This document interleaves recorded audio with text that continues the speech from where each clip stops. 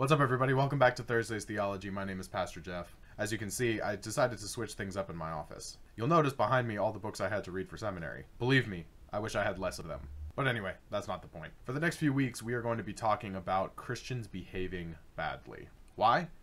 Because, unfortunately, there are a lot of examples of things that Christians do that just make me cringe. But before we dive into Christians behaving badly, I do want to say that there are a lot of Christians out there that are doing really, really great work. I'm blessed to know a lot of people in my own denomination that are doing incredible kingdom work and doing an incredible job in sharing the gospel. But that doesn't necessarily mean that all Christians are doing a good job in sharing the gospel.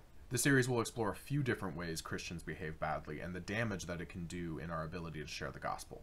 This week's example comes to us from the volunteer state, Tennessee. This story takes place in a church where a pastor stopped his sermon to scold a woman because her child had made a noise. So without any further ado, let's explore how some Christians behave badly. Once again, I'm Pastor Jeff.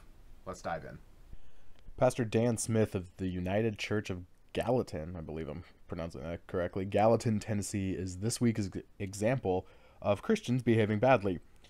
So the reason being is that he was beginning his sermon, and over the course of beginning his sermon, there was a woman in his congregation, and she was holding her child when this child made a noise. Now, according to several congregants, the child wasn't even crying or screaming. It was just a noise, like a cooing or just a small noise. Now, as a pastor myself, I can say that there are a number of things that can happen while you are trying to give a sermon that can distract you, whether it is someone getting up to leave or someone who has a coughing attack or even a child who is fussing. There are several things that can distract you while you preach.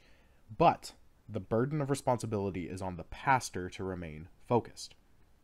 So if you couldn't already tell by the tone of my voice, I cannot believe that Pastor Dan Smith called this woman out from the pulpit and proceeded to defend his actions. Now, here's what he said. This comes from an eyewitness account, and this is word for word. So this is what he said.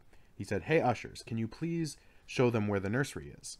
I don't want to struggle with a child the whole time, so please help me out."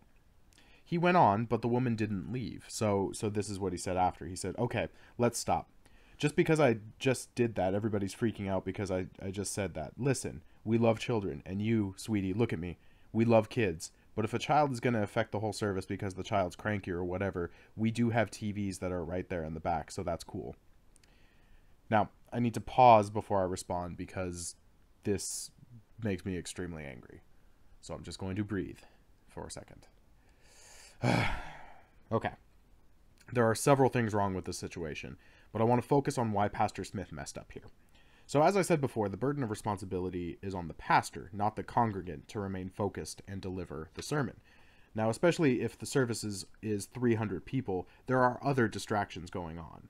His logic of the child, quote-unquote, affecting the whole service has more to do with him stopping and drawing attention to it than it does with the woman and her baby.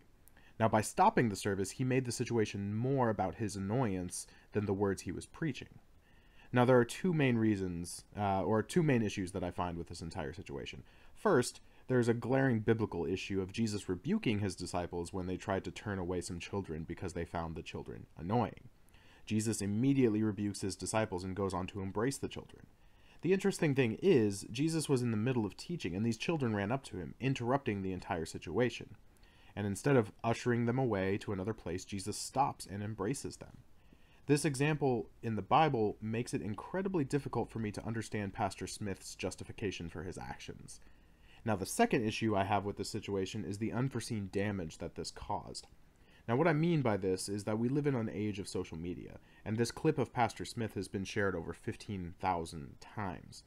That means someone who has no affiliation with the church is going to see this clip and come away thinking that all churches, all pastors, and all congregations are mean-spirited. Who would want to come to church where a pastor will call you out if you don't behave the way they want you to?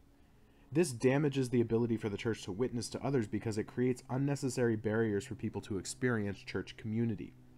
What frustrates me is that sharing the gospel is difficult enough. We are going up against an enemy that wants nothing more to destroy the message that we carry.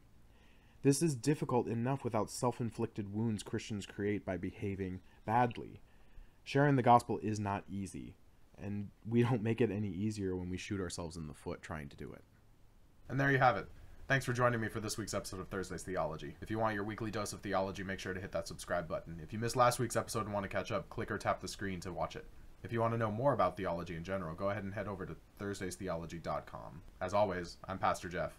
Thanks for joining me as we explore who God is, what theology is, and why it all matters. And remember, theology doesn't always have to be difficult. It is simply the study of who God is. Take care. We'll see you next week.